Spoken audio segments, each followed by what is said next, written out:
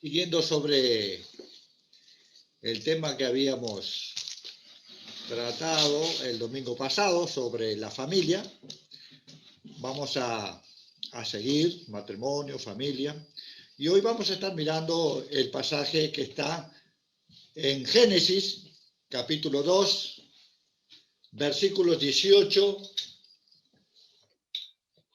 al 25. Génesis, capítulo 2, versículos 18 al 25. Vamos a ver ahí el plan de Dios para la humanidad. Dice Génesis capítulo 2, versículos 18 al 25, dice: Y dijo Jehová Dios, no es bueno que el hombre esté solo, le haré ayuda idónea para él. Jehová Dios formó pues de la tierra toda bestia del campo y toda ave de los cielos, y las trajo a Adán para que viese cómo las había de llamar. Y todo lo que Adán llamó a los animales vivientes, ese es su nombre. Y puso a dar nombre a toda bestia y ave de los cielos, y a todo ganado del campo. Mas para Adán no se le halló ayuda idónea para él. Entonces Jehová Dios hizo caer sueño profundo sobre Adán, y mientras éste dormía, tomó una de sus costillas y cerró la carne en su lugar. Y de la costilla de Jehová Dios tomó el hombre del hombre, y de la costilla que Jehová Dios tomó del hombre, hizo una mujer, y la trajo al hombre.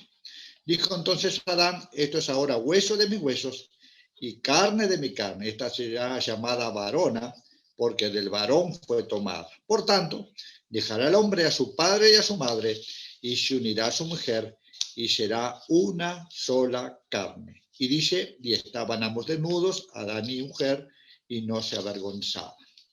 Hasta acá la lectura de la palabra. Este es el plan de Dios desde un principio para la humanidad. Y usted dirá: sí, pero yo conozco otro tipo de convivencias. Bueno, sí, porque el hombre tiene la posibilidad de decidir.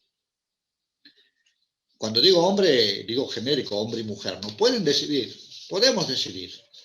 Y podemos tomar las decisiones que nosotros quieramos y hacer lo que nosotros queremos. Pero de ahí a que sea lo que Dios quiere, es otra cosa. Lo que vamos a ver en esta mañana es lo que Dios quiere según su palabra, el plan de Dios para la humanidad. No significa que se pueda hacer otras cosas, porque cada uno decide lo que quiere hacer y hace lo que cree que está bien. Pero también recordar que cuando el Señor venga, cada uno de nosotros tendrá que rendir cuenta sobre la decisión que hemos tomado y sobre lo que estamos haciendo. Como dijo Josué, allí frente al pueblo, yo y mi casa serviremos a Jehová. En lo personal, prefiero creer en la palabra de Dios, creer en Dios y seguir esa palabra. Pero cada uno de nosotros toma sus decisiones. Vemos primero allí en el capítulo 1, versículos 27 y 28, que dice: creó Dios al hombre a su imagen, a imagen de Dios lo creó, varón y hembra los creó, y los bendijo Dios. ¿Y cuál era el propósito? Dice: y les dijo: fructificad y multiplicaos, llenad la tierra y sojuzgadla, y señoread en los peces del mar, en las aves de los cielos, y en todas las bestias que se mueven sobre la tierra. Esto está clarito, el propósito de Dios. Creó al hombre y creó a la mujer con el propósito de que se procrearan y que la humanidad creciera como tal. Pasa el tiempo, volvemos a decir, cada uno de nosotros tiene la posibilidad de decidir. Hubiera sido sencillo para Dios haber creado un hombre sin decisión, tipo autómata, ¿no? Que Dios dice una cosa y obedece y no tiene otra opción. Pero no, Dios en su gran misericordia permitió que el ser humano pudiera decidir. Entonces cada uno de nosotros toma esas decisiones. Y pasado el tiempo, vaya que hemos tomado decisiones desde el principio y hemos cambiado este plan de Dios. Dios creó al hombre entonces, pero vio Dios que el hombre no estaba bien, algo faltaba ahí, ¿no? Y en el versículo 19 del capítulo 2 dice: Jehová Dios formó pues de la tierra toda bestia del campo y toda ave de los cielos, y las trajo a Adán para que viese cómo las había de llamar, y todo lo que Adán llamó los animales vivientes, ese es su nombre. Y puso nombre a toda bestia y toda ave de los cielos, pero dice ahí al final: más para Adán no se halló ayuda idónea para él. Dios observó que solo Adán en el Edén no estaba bien. Entendió Dios, el creador, que algo allí faltaba, le faltaba algo a Adán. ¿Qué hace el Señor? Bueno, tomó la decisión de crear una compañía para Adán, un complemento para Adán. Ahí llegamos al versículo 21 que dice: entonces Jehová Dios hizo caer sueño profundo sobre Adán, y mientras éste dormía, tomó una de sus costillas y cerró la carne en su lugar. Y de la costilla que Jehová Dios tomó, el hombre hizo una mujer y la trajo, hizo una mujer y la trajo al hombre. El Señor creó entonces la mujer como compañía, como complemento del hombre. Ahora, el versículo 18 nos dice: y dijo Jehová Dios, no es bueno que el hombre esté solo, le haré ayuda idónea para él. Al crear la mujer, creó para este hombre una ayuda idónea, un complemento, donde juntos vivirían, donde juntos poblarían el mundo que Dios ya había creado para que este hombre y esta mujer lo disfrutaran. Y el versículo 22 dice: y de la costilla Jehová Dios tomó al hombre, hizo una mujer y la trajo al hombre. Dijo entonces Adán: esto es ahora hueso de mis huesos y carne de mi carne. Esta será llamada varona, porque del varón fue tomada. O sea que no son seres distintos. Es una sola cosa, hombre y mujer. Por algo dice el versículo 23 ahí. Dijo entonces Adán, el 24, dice: por tanto, dejará el hombre a su padre y a su madre, y se unirá a su mujer, y serán una sola carne. La mujer, entonces, es el complemento del hombre, y el hombre es el complemento de la mujer. Y acá, en estos versículos, hay consejos para llevar adelante esta vida en común, que no es fácil, que no es sencilla. El primer consejo que nos dice es que dejará el hombre a su padre y a su madre. ¿Qué pasa a veces? Acá podemos tomarlo desde dos puntos de vista: del punto de vista físico y del punto de vista emocional. Del punto de vista físico, ¿qué hacemos algunos? Hacemos la casita en el fondo de la casa de los viejos, ¿no? ¿Y qué pasa allí? Bueno, la mamá escucha discusiones y ya se pone nerviosa, y por ahí ya va a ver, va más de lo frecuente, y llega un momento que la nuera dice: ¿qué hace esta mujer acá? No me deja tranquila, o viceversa. Y las cosas empiezan a confundir allí, y ese matrimonio que se juntaron para formar una familia no son independientes, porque hay allí, sin querer, una presión de alguien, de los padres de ella o de los padres de él, que no dejan que ese matrimonio se independice, que ese matrimonio se desarrolle, que ese matrimonio piense por sí solo, resuelva las cosas por sí solo, y están allí. Pero es natural, están en el mismo predio o están al lado, y es natural a veces que, sin querer, el padre, la madre de él o de ella, según sea, intervengan, sin quererlo. Pero eso hace mal al matrimonio. Entonces, desde este punto de vista físico, es recomendable que te vayas a vivir en una carpita, en un terreno baldío, pero no hagas casa en el terreno de tu padre. podemos verlo por ese lado, porque tarde o temprano se termina complicando.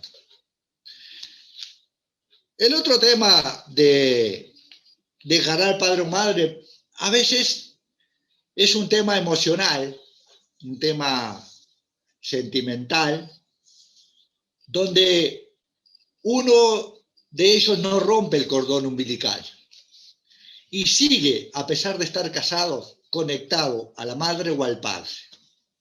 Y muchas veces esa madre o ese padre, volvemos a lo mismo, sin querer inciden, ¿no? Un ejemplo, ¿no? Llega la mamá de ella a la casa, el esposo no está, ve un florero en una mesa y dice, ¿y ese florero?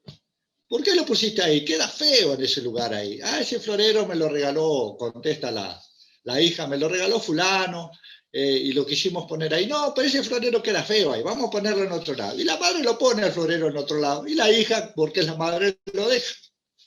Llega el esposo, dice, ¿y el florero que pusimos ahí donde está? Ah, no, pero mamá lo puso ahí porque le gustaba más. Bueno, pequeños detalles, pero que hay que tener cuidado. Señora ya no es, sigue siendo su hija, pero ahora es una esposa. Ahora es una madre de familia. Ahora ella tiene que tomar sus decisiones en conjunto con el esposo. ¿Cuántas veces pasa a matrimonios que los padres de él o de ella se enteran primero en las cosas del matrimonio que el esposo o la esposa?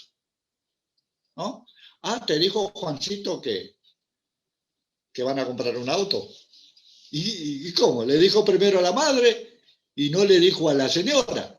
Entonces se crea un conflicto ahí que puede traer grandes consecuencias. Y si eso no se soluciona, llegan hasta la separación. Porque el matrimonio debe decidir solo. No significa esto que no acepten consejos. Podemos aceptar consejos, sí. Pero lo que no se puede aceptar son intervenciones, imposiciones en la decisión del matrimonio. Tu hija se casó, se casó. Va a hacer su vida con su casa, con su esposo. No meta la cuchara. Déjela tranquila. Déjela quieta. Y cuando viene a consultar algo que usted considera que tiene que hacerlo con el esposo o con la esposa, dígale, no, anda a hablar con tu esposo, no hablar conmigo, no, yo soy tu madre, no soy tu esposa. Porque a veces, sin querer los padres, empezamos a intervenir en temas que no tenemos que hacer. Lo hacemos de buena gana, no lo hacemos de maldad. ¿De dónde viene la fama de la suegra? Es por una intervención natural de la madre que quiere defender al hijo, pero es algo natural. La madre por ahí ni cuenta se da, por eso dice no era, porque esta no era para mi hijo, ¿no? No era para mi hijo. Por eso se le dice no era para mi hijo. Siempre la madre va a entrar en ese conflicto que si no se da cuenta que tiene que tomar distancia, puede generar grandes daños, pero sin darse cuenta. Es por el amor que tiene por ese hijo. Pero sin darse cuenta lo hace. Entonces hay que tener mucho cuidado. Pero depende mucho del matrimonio nuevo que entienda que tienen que ser independientes.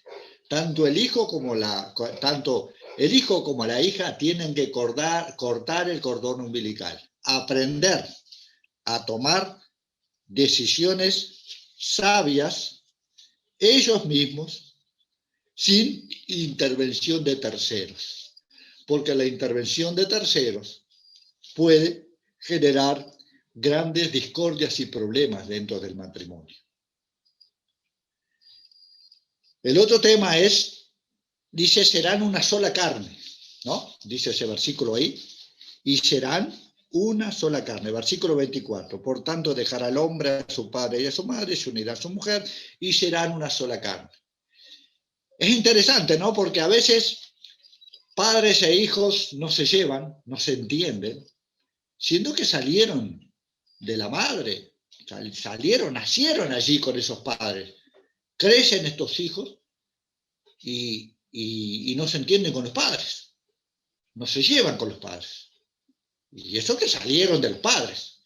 Entonces, ¿cuán más difícil es dos personas que se encuentran por el mundo, creados de una forma totalmente diferente, costumbres totalmente distintas, formaciones totalmente distintas, se juntan y deciden vivir juntos, valga la redundancia. Qué difícil es llegar a ser una sola carne. Cuando a mí me gusta la puerta abierta y al otro le gusta la puerta cerrada, cuando a mí me gusta estar en claridad, al otro le gusta estar en penumbras, cuando a mí me gusta estar afuera, al otro le gusta estar adentro, cuando a mí me gusta el movimiento, al otro le gusta la tranquilidad. ¡Ay, mi Dios querido! Pequeños detalles que, si no lo sabemos amalgamar en la relación, se terminan complicando. Pero soy un convencido que para llegar a ser una sola carne, evidentemente en el caso nuestro que creemos en el Señor Jesucristo, debe estar el Señor en nuestras vidas. Porque yo creo que sin el amor de Dios en nuestras vidas, esto es difícil de que se llegue a consumar. Y no estoy hablando de matrimonio, porque usted me dirá, pero yo conozco fulanito y a menganito que hace 50 años están casados, no son cristianos y viven bien. No, no es lo mismo los años de casado que cómo se lleva ese matrimonio. Yo conozco personas que tienen años de casado, pero que su matrimonio no es, su relación no es lo que Dios quiere. Es prácticamente una sociedad, un contrato para vivir juntos, pero por ahí algunos tienen vida independiente, otros se llevan como gato y perro, pero han aguantado 50 años como gato y perro. Se acostumbraron a pelear, se acostumbraron a discutir, se acostumbraron tanto que van a morir juntos. Pero no es eso lo que Dios quiere. No estamos hablando acá de matrimonios largos en tiempo, sino que, si bien estamos hablando de matrimonios largos en tiempo, pero como el Señor quiere. El Señor quiere un matrimonio largo en tiempo, pero un matrimonio fructífero, un matrimonio sano, un matrimonio fresco, que no pierdan esa calidez de amigo y amiga, de compañeros, de llegar a ser una sola carne. Y yo estoy convencido que llegar a ser una sola carne, evidentemente, debe haber un esfuerzo entre los dos. Porque si yo quiero ser una sola carne y el otro no quiere, deben tirar los dos para el mismo lado. Yo tengo que estar dispuesto a ceder cosas por el bien del otro, y el otro tiene que estar dispuesto a ceder cosas por el bien del otro. Entonces, en esa disposición de ceder a ambos unos por el otro, es donde se puede lograr un consenso de convivencia y se puede llegar a ser una sola carne. Pero eso también se logra con el tiempo. Un tiempo de lucha, un tiempo de sacrificio, un tiempo de muchas situaciones difíciles, resueltas sabiamente bajo la guía del Señor. Hay, por ejemplo, ahora en los años que tenemos con Mariela, nosotros ahora, de repente, con la mirada ya nos conocemos. Yo la miro y ya sé si está triste, si se enojó, si no está de acuerdo con lo que yo dije. A veces hasta pensamos igual. Yo voy a hacer algo y decir, yo estaba pensando eso, o viceversa. De tanto amalgamarnos en ese deseo de ser una sola carne, uno llega a ser realmente una sola carne. Se llega a sentir lo mismo, se llega a pensar lo mismo, se llega a caminar juntos, amalgamadamente, como el Señor quiere. Pero no es fácil. Esto no es sencillo. Esto es un proceso que sigue y que se va amalgamando cada vez más, pero siempre con el esfuerzo de ambos, con la decisión de ambos. Porque si uno tira para un lado y el otro tira para el otro, es imposible poder llegar a ser una sola carne. Muchas veces en este deseo de ser una sola carne, aún en discrepancias, aún teniendo la razón, la parte sabia debe ceder por el bien común del matrimonio, por el bien común de la pareja. Y se deben tolerar muchas cosas, y se deben sobrellevar muchas cosas, por el amor de la pareja. ¿Qué pasa hoy en día? ya se juntan, no se casan pensando que si esto no funciona, pácate, nos separamos. Y claro, así, si yo ya me caso con esa cabeza de que no va a haber, porque no todo es color de rosas, no todo es brillantina, no. Hay situaciones que se complican, que si no estamos bien parados y si no tenemos bien claro que fuimos allí, estamos unidos por el Señor para hacer una sola carne, las cosas se complican. Muchas veces cometemos error desde el principio. ¿Qué pasa cuando somos cristianos? Buscamos nosotros nuestra pareja. Y sabe que no debemos buscar nosotros. La esposa o el esposo es provisión de Dios. Es como el pan que llega a nuestra mano. El Señor es quien provee ese esposo o esa esposa con el que usted va a estar todo el resto de su vida. Muchas veces nosotros lo salimos a buscar y como seres humanos que somos, nos confundimos por determinadas cosas y nos unimos a alguien que no era lo que Dios quería para mi vida. Era lo que yo quería, pero no lo que Dios quería. Porque no supe en el debido momento esperar, consultar al Señor y esperar el momento de esa provisión. Y ahí es muchas veces donde nos equivocamos. Entonces, como ya arrancamos en yugo desigual, como dice la palabra, y yugo desigual no significa que uno sea cristiano y el otro no. Sí, eso es yugo desigual, pero también adentro del ser los dos cristianos, a veces nos unimos en yugo desigual. ¿A qué me refiero esto? Que muchas veces nos conocemos los dos, nos criamos dentro de la iglesia, pero yo estoy, o ella está más comprometida, más crecida, más entregada al Señor que el otro. Y el otro va a la iglesia porque los padres lo llevan, quizás ni salvo es, está dentro de la iglesia, pero quizás ni salvo es. Entonces yo decido, me junto a esa persona, y eso también a veces es yugo desigual, porque cuando yo me caso, yo comprometido en la obra, yo comprometido con el Señor, y el otro vive una vida laica, como hablando como cristiano, evidentemente que van a haber choques. Mientras yo quiero servir al Señor, el otro va a querer ir al shopping. Mientras yo quiero ir el domingo a la iglesia, el otro va a querer hacer un asado. Entonces, esas pequeñas cosas van llevando también a una situación complicada, aún dentro del cristianismo. ¿Por qué? Porque muchas veces nosotros nos apuramos. Entonces ya arrancamos mal. Pero aún arrancando mal, si ponemos nuestra vida en las manos de Dios, el Señor endereza todas esas situaciones, amalgama todo eso y se puede llegar a buen puerto. Pero no se olviden también que ya en los tiempos de Moisés, el Señor autorizó la carta de divorcio. ¿Por qué? Por la dureza del corazón del hombre. O sea que si yo no puedo llegar en mi matrimonio a ser una sola carne en el Señor, es por la dureza de mi corazón. Es porque mi orgullo, mi soberbia predomina sobre el amor del otro. Lo que yo quiero está por encima de lo que el otro quiere. Y así, claro, evidentemente, que va a llegar un momento que eso se va a friccionar. Para ser una sola carne, yo tengo cuando, en el momento que me uní a esa persona, en cierta forma perdí parte de mi individualidad. Ya no soy yo, sino que somos dos. Ya no son mis decisiones, sino que son nuestras decisiones. Ya no son mis deseos, sino que son nuestros deseos. Y es ahí cuando a veces fallamos. Nos unimos en matrimonio, pero yo sigo mi individualidad y el otro sigue su individualidad. A mí no me gusta salir, bueno, yo salgo solo. A mí no me gusta ir de vacaciones, bueno, yo me voy solo. Evidentemente que tarde o temprano, ese tipo de vidas, en vez de unirse, se separan. En vez de ser una sola carne, terminan siendo individualidades. Y pueden vivir años así. ¿Por qué? Porque hacen una especie de sociedad. Se adaptan a convivir así.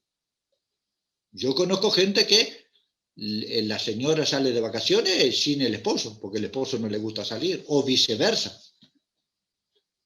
Ahora, yo siempre digo, eso tarde o temprano lleva a una discordancia emocional y sentimental.